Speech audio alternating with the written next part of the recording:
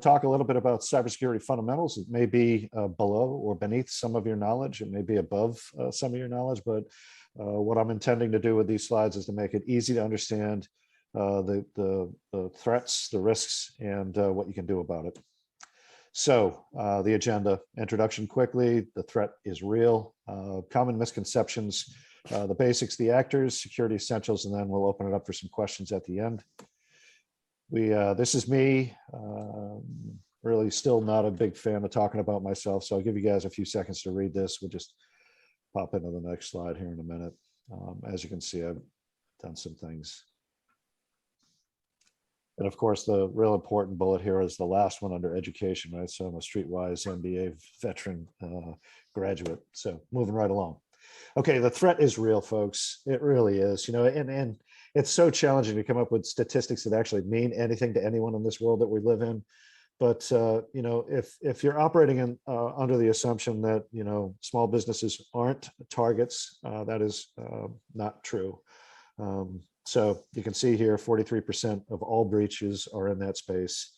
61% of the attacks last year were geared towards small, medium-sized businesses.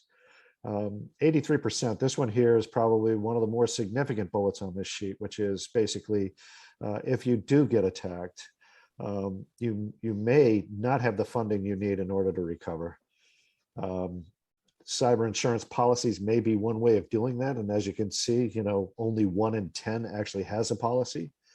Again, like with the data breaches, the same percentage of small businesses don't even have a cyber plan in place. Like how do I respond or recover, or how am I protecting my digital assets and my business? And then the last one here really is, unfortunately, there's a big deficit in the market right now for cyber talent and cyber expertise. And quite frankly, I think that Sully, myself, and Victor are all looking to help with this problem space.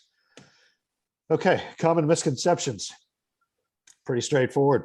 I hear this every day in my other business. No one's looking for me. Okay, so that's true. No one is looking for you specifically, but the same tools that we're using to protect ourselves are the same tools that the adversary is using to find our vulnerable systems on the internet. And if your system is directly connected to the internet, you are at extreme risk. Another objection here is I'm too small. Nobody wants to find me. I don't have any data that anybody wants, or I got an antivirus, I'm good. It's hard to keep up with all the updates. It's much harder to put Humpty Dumpty back together again than it is to keep up with the updates, folks. Security software slows down my computer. Out of all of these, this is true. I don't know of a single security package that's actually going to make your system work better than it is right now. But you should be willing to accept a little bit of a performance hit as to not have to put Humpty Dumpty back together again. Being careful about the websites that you browse. I think everybody should be doing that. Unfortunately, it's just not enough. And not finding the money, I think I would say it's kind of a chronic problem in the small to medium-sized business space. As you're attending this course here, you're learning a lot about budgeting. I think I popped in and I heard something about break-even points and things of that nature. I would encourage everybody in the room and every business owner I ever meet, start looking at your information technology needs and assets as assets and budget for them accordingly. Moving right along, the basics. Understanding your risk is the first step in really getting better, right? So, really take a look at, what do I have for physical assets? Phones, tablets, computers, networks, et cetera. What are my logical assets, right? So what kind of information am I storing, processing, or using as part of my business? If you've got anything in any one of these businesses here, in the parentheses, in the logical asset space, health, financial, client information, business, employees. So this one right here, employees, is so important, right? So we tend to look at compliance and we forget that the people that actually work for us, their information is just as important as anybody else's in the equation. And if we get breached and we lose employee information, bad things are going to happen.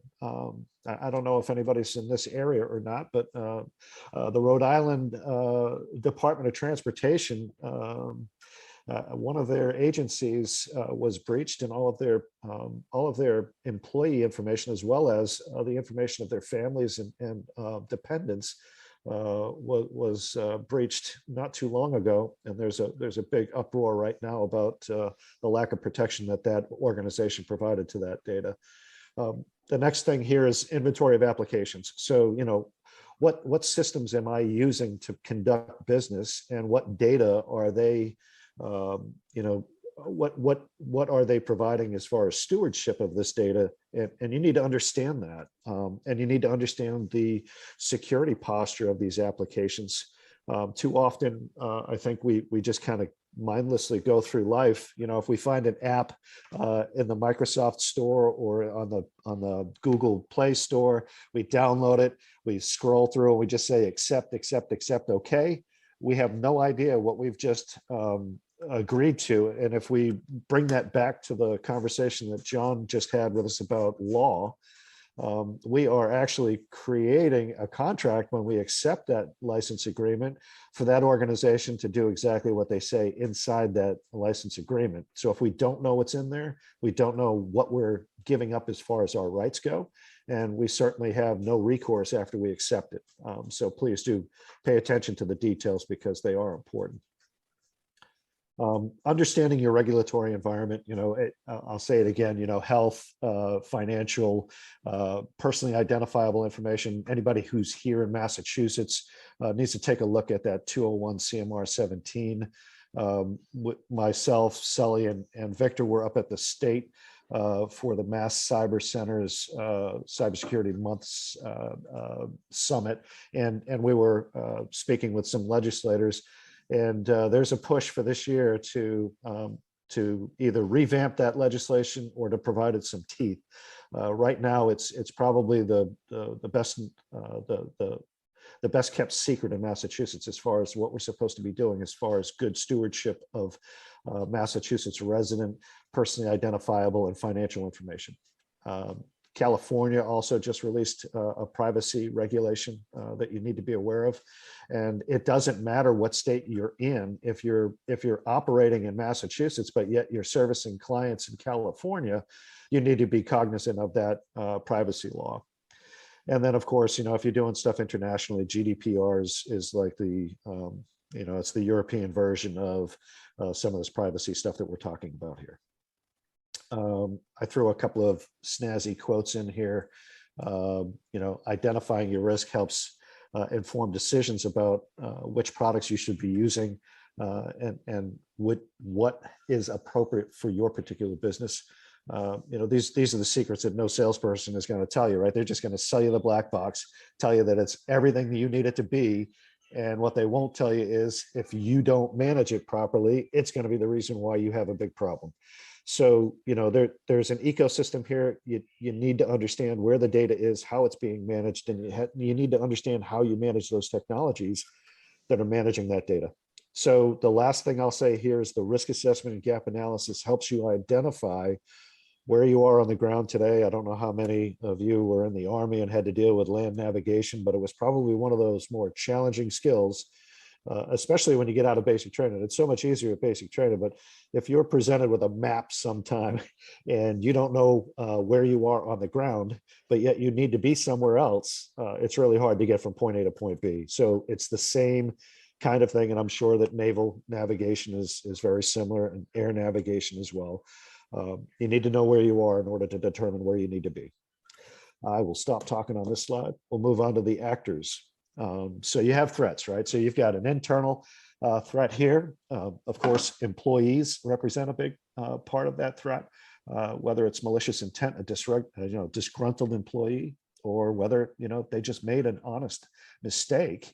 But that can have a real and true impact on your business. So you need to protect yourself from those situations, having access, access control lists and enforcing, roles in your IT infrastructure is extremely important. And then there's just system failures, right? So everything everything that we make will eventually break. And we have to make sure that we understand how to get back to an operational state if in fact something does break. We have external threats, right? So we've got external actors, we've got script kiddies. Those are the guys that just kind of like giggle, they hack your website and it was for the fun of it, right? Or they cause you some kind of disruption just to kind of, give themselves the accolades that they think they deserve. Hacktivists are people that are, I would say, are philosophically opposed to the things that we're doing, whether it's for our business, ourselves, or what we represent. They look to deface and they look to do damage based on their philosophical differences. Cyber criminals, of course, are just in it for the money. We see a lot of that stuff happening right now. We see it on the news almost nightly now. And I guess that condition is better than what we had before. If we rewind like 3 or 4 years ago, nobody knew about ransomware because it was something that was not getting any attention. But now I think it's a topic of conversation at most dinner tables now. And then we have, vendors and partners. So this is a risk that we often overlook because they're connected to our systems. They have the ability to cause serious damage. And if we don't understand what kind of security they have in place, we want to make sure that if I go back to that 201 CMR 17 for the state of Massachusetts, in that regulation, there's a requirement for businesses to understand and to have to be cognizant and to be aware of what the security policies and practices are for our vendors. And if we get breached by one of our, if one of our vendors causes us a breach, we're still liable for it because we need to be aware of what they do for security. And if it doesn't rise to the level of the legislation, then we're supposed to stop doing business with that company.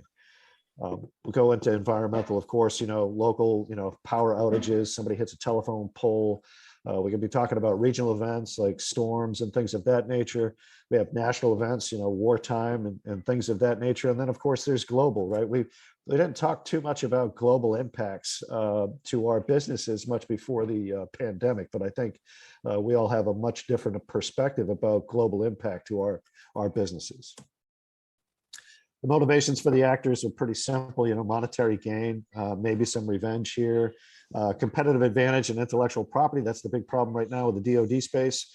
When Victor and I both took our registered practitioner exams, the way that the CMMC-AB started that registered practitioner course was to show you a photograph of each of the 2 new strike fighters, the Chinese one and the United States, I think it's the F-35. If you put them next to each other, it gets pretty interesting to come to terms with the fact that you got 2 strike fighters that were created on opposite sides of the world that have most interesting similarities, not only in shape and design, but probably their internals as well. So another motivator here is to discredit companies. And that was, I think, when we look at the hacktivists, discredit and deface are definitely some of the motivations that they're motivated by. And then, of course, with the script kiddies, it's just bragging rights. It's like, hey, look what I did to those guys. Pretty sick stuff, right? Okay, let's get into tactics, techniques, and procedures, right? So the weapons of the war that we're engaged in right now have changed dramatically since I think this was probably Civil War time here, but social engineering, pretty easy stuff for the folks that are, that the adversary has the benefit of time and they can take their time, they can do the research they need to do to understand who the players are in an organization, and they can craft some pretty interesting ways of getting the information that they need in order to cause us problems. Malware, of course, a bad click here, a bad attachment there, and we're off to the races. Email tends to be one of the big distributors right now of malware. Of course, everybody knows that, phishing attacks. So they'll send you a well-crafted email that looks like a legitimate one to have you click on a link, and attachments, links, all of those things need to be scrutinized heavily. I would recommend that you don't open anything that's sent to you that you weren't expecting, first and foremost, because again, with the third-party stuff, somebody could hack into, your friend's email account and send you an email, and you think it's all well and good, and you click on the link. Next thing you know, it's off to the races. So interesting story there. I was working at MITRE Corporation, and a very good friend of mine who's also a retired first sergeant from a different unit, I would keep getting emails from his Yahoo account. And if you do any research, Yahoo next to AOL is probably, those two guys are number one and number two in the industry as far as the number of accounts that have been breached. And I would keep getting emails from him from his Yahoo account. I knew every time his account got hacked because I would get an email from him. So here I am working at a federally funded research and development center for the government, and I'm getting, hack emails coming in. And so needless to say, I didn't click on any of them. I deleted them right away. And then I'd pick up the phone and say, hey, by the way, your email's been hacked again. So you can't trust anything nowadays. Websites, I mean, all of this stuff can be spoofed, right? Even if it looks legitimate, you're better off picking up the phone and saying, hey, I just received this from you. I want to make sure that you sent it to me. Did you intend to send this? It might take you an extra 30 seconds to do that validation, but boy, it's going to save you days of frustration and anxiety. And then remote access, right? So any way that we open up our systems to enable someone else to get on our systems, whether it's us or somebody else, that provides for a pretty easy way of getting in and causing damage. And I don't know if anybody knows about it, but like remote desktop protocol by Microsoft, it was one of the leading, remote desktop capabilities in the marketplace, but it was also the most porous and one of the number one reasons why we saw a huge spike in ransomware attacks at the latter part of last year, or rather 2020, because of that vulnerability. So having said all of that, security essentials, right? So we want to make sure we have a firewall. And I put Mac and PC in an asterisk here because if you are relying on Windows Defender or the Mac version of that firewall to protect you and your business, please understand that anybody who can get access to your operating system can shut those off, and they can do anything they want with that machine at that point. So I always recommend that you get a firewall appliance, and not all firewall appliances are created equal. If it implements a standard static set of rules, that is not adequate. And that's where these operating system firewalls fall down, because they implement a static set of rules. And an active firewall is going to be looking at, that we're talking about deep packet inspection. It's looking at the packets coming in and out of the network. It will identify threats for you and reject those connections, and you'll never see them. The problem with relying on the Mac and the PC, someone could get in, they could make you think that that firewall is working or that antivirus client is working when they've shut it off behind the scenes. Okay, multi-factor authentication nowadays is a must, right? So if you're dealing with any kind of sensitive information, you really should be not only having a strong password, but you should also be assisting yourself in that security posture by having multi-factor authentication. Google Authenticator, Microsoft has a version. I believe that there's one. I'm going to be at a loss for names, so I'm just going to skip that. But VPN, right? So virtual private network, always when you're on a public network.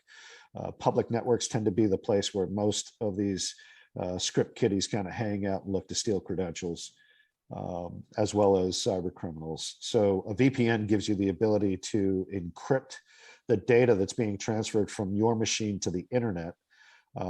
And if you're not using a VPN client and you go into Dunkin' Donuts and you fire up the laptop and you just connect to their open Wi-Fi, anybody in that radius for that Wi-Fi can actually steal the bits and bytes that you're passing in the clear from your machine to the internet. That would include passwords, accounts, all of that stuff that we do online.